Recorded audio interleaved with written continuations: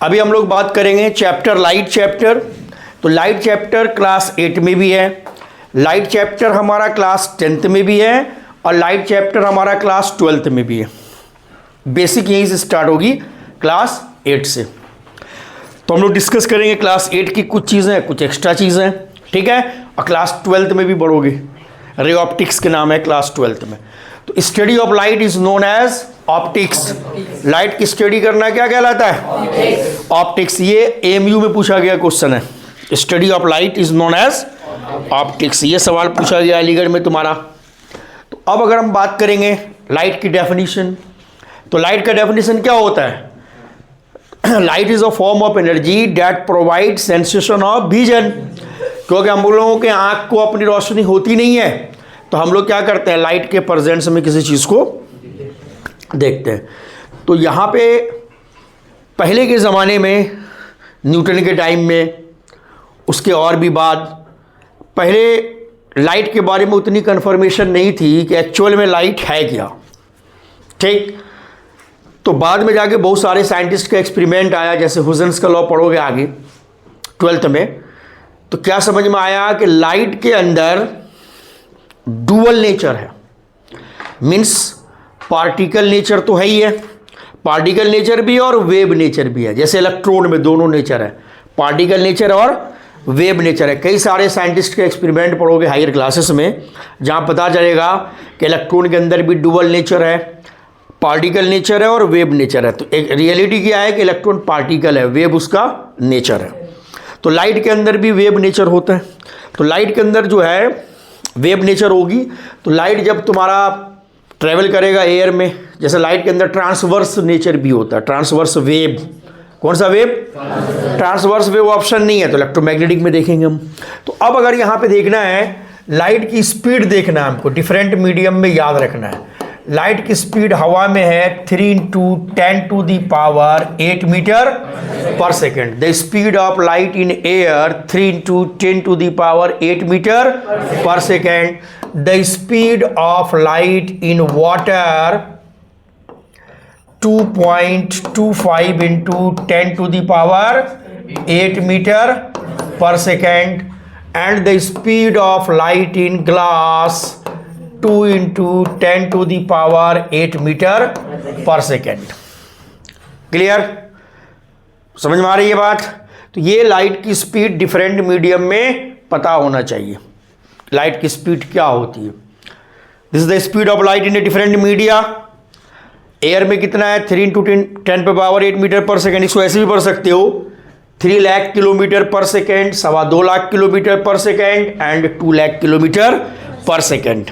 अगर किलोमीटर में लेके चलेंगे, तो मीटर में लेके चलेंगे तो हम ऐसे पढ़ेंगे 3 × 10⁸ मीटर पर सेकेंड। तो अभी हमने बात ये की कि लाइट के अंदर वेव नेचर, देखो कोई भी चीज़ जो पार्टिकल है या कोई भी चीज़ जो मोशन की हालत में होगी, जब तुम रोड पे कोई गाड़ी दौड़ाते हो ना, या अगर तुम टेनिस बॉल खेलते हो, ये सब भी वेव नेचर देता है। हायर क्लासेस में पढ़ोगे de Broglie wavelength, class 11th में स्ट्रक्चर ऑफ एटम में, वहाँ भी वेव लेंथ निकालने का फॉर्मूला होता है लैम्डा = h/mv। वो हायर क्लासेस की चीज़ है। जब भी हमने बताया कि लाइट के अंदर वेव क्या है, वेव नेचर है। तो अब यहाँ पे हम अभी लाइट वेव के बारे में, light wave, sound wave, radio wave, cosmic rays, Pulsar, ये सब हैं रेज, रेडिएशंस। तो what is the definition of wave in physics? Physics के अंदर वेव को हिंदी में हम कहते हैं तरंग। क्या कहते हो? किसी भी मीडियम में जब वाइब्रेशन होगी, ठीक है, या डिस्टरबेंस होगा, वो कह सकते हो कि वहां पे वेव क्रिएट होगी, या ये कह सकते हो हिंदी में कि तरंग उत्पन्न होगा। फॉर एग्जाम्पल, कुआं का पानी है, उसमें क्या करो, एक पत्थर गिरा दो, जो हलचल पैदा होगी, जो रिपल्स होगा, लहर, दैट इज द वेव। जब हवा तेज चलती है, वो भी वेव के फॉर्म में चलती हैं। तो कोई भी चीज़ जो मोशन की हालत में होगी, वो वेव नेचर शो कर सकता है, ठीक है। तो जितने भी पार्टिकल्स में या किसी ऑब्जेक्ट में या कोई में वेव नेचर होगा, उसको हम कह सकते हैं मैकेनिकल। क्या कह सकते हो, मैकेनिकल वेव, और दूसरा कह सकते हो नॉन मैकेनिकल। क्या कह सकते हो, नॉन मैकेनिकल। हाँ या बताना, मैकेनिकल, या इसको हम कह सकते हैं इलेक्ट्रोमैग्नेटिक। क्या बोलोगे बच्चे, इलेक्ट्रोमैग्नेटिक वेव। अलीगढ़ में कुछ सवाल पूछा था, तो फर्स्ट ऑप्शन ही करेक्ट था, A, light possesses electromagnetic wave nature. Clear है, mechanical wave, non mechanical wave, इसको बोलोगे यांत्रिक तरंग, अयांत्रिक तरंग, और इसको हिंदी में कहते हैं वैद्युत चुंबकीय तरंग, electromagnetic wave. Here medium is required for their propagation या ट्रांसमिशन, मतलब जिस वेव को प्रोपेगेट करने के लिए, आगे जाने के लिए, तो वेव हमेशा, चाहे तुम्हारा साउंड वेव हो चाहे तुम्हारा लाइट वेव हो, वो हमेशा ट्रेवल करती है in the form of wave energy, in the form of wave energy. इसलिए हम लोग बोलते हैं लाइट वेव, साउंड वेव। तो जिस वेव को प्रोपेगेट करने के लिए, मीन्स ट्रांसमिट होने के लिए जरूरत होती है मीडियम की, चाहे वो मीडियम सॉलिड हो, चाहे वो मीडियम लिक्विड हो, चाहे वो मीडियम गैस हो, तो उसको बोला जाता है मैकेनिकल वेव। तो यहां पे तुम्हारा साउंड वेव आ गया।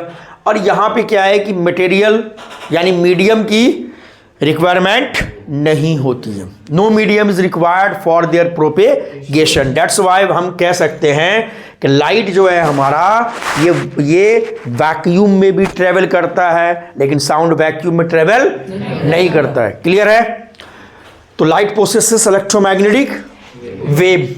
क्लियर है, medium required, medium not required. अब यहां पर जो भी हमारा इलेक्ट्रोमैग्नेटिक वेव है, ठीक, इलेक्ट्रोमैग्नेटिक वेव है, उसके अंदर कुछ कैरेक्टरिस्टिक्स होती है। जैसे मान लो एक रफ में हम वेव को रिप्रेजेंट कर सकते हैं, क्या रिप्रेजेंट ऐसे, ठीक है। तो इसे ऊपर वाले को हम कहते हैं क्रेस्ट, क्या बोल सकते हो, क्रेस्ट, और नीचे वाले को हम कह सकते हैं ट्रफ।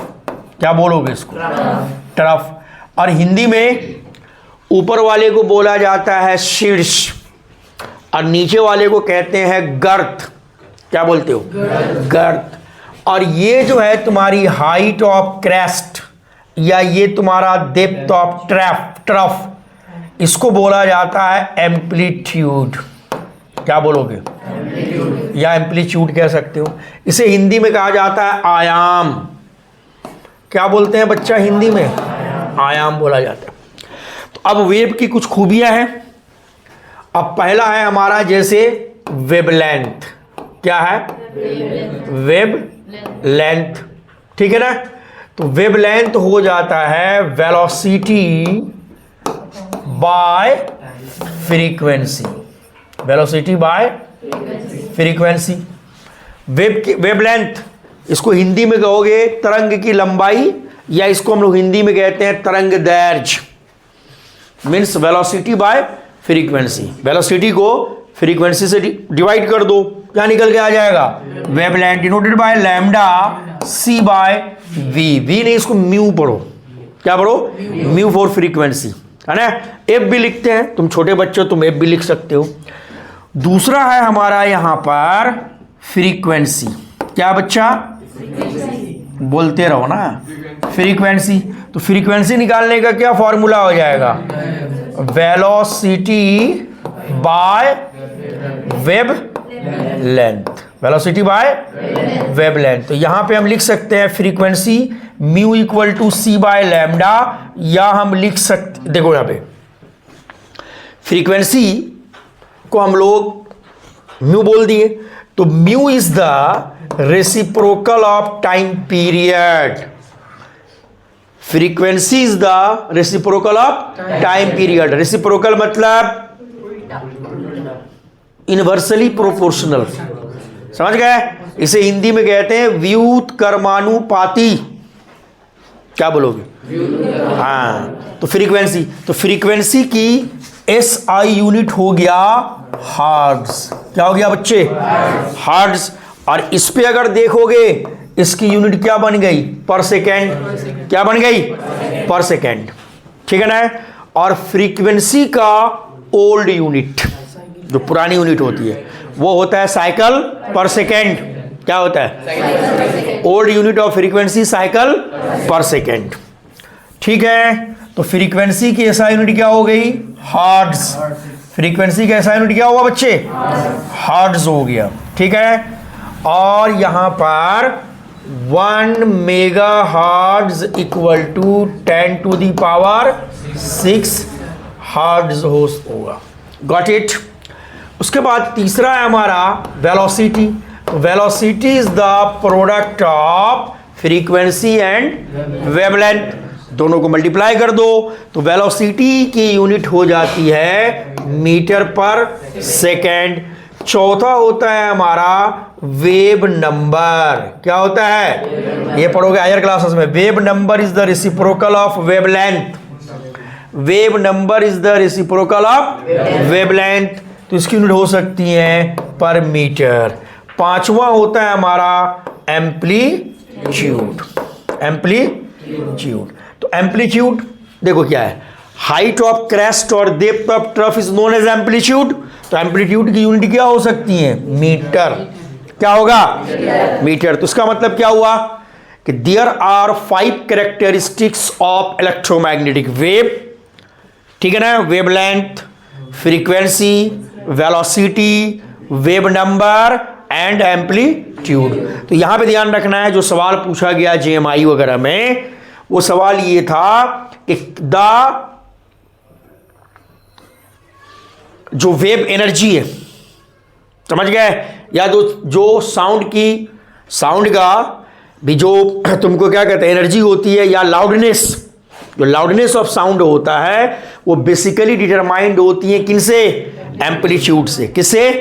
इसका मतलब हुआ कि जिसका ये एम्पलीट्यूड ज्यादा होगा उस वेव की एनर्जी भी ज्यादा होगी। क्लियर है? तो यहां पे क्वेश्चंस की क्या प्रोबेबिलिटी बनती है? फ्रीक्वेंसी की SI यूनिट हर्ट्ज, ये पूछे गए क्वेश्चन हैं। और जो तुम्हारा लाउडनेस ऑफ साउंड वेव होता है बेसिकली डिटरमाइंड बाय एम्पलीट्यूड। ठीक है ना? तो ये सब चीजें वेव नेचर साउंड में भी होता है, बट ये है कि साउंड को प्रोपेगेट करने के लिए मीडियम की रिक्वायरमेंट होती है। ठीक है ना? तो साउंड की स्पीड और लाइट की स्पीड में फर्क थोड़ा ये है कि साउंड की स्पीड जैसे तुमको सॉलिड में ज्यादा है, तो लाइट की स्पीड सॉलिड में कम है। ठीक, क्लियर है? समझ में आया ना? हुआ उसमें?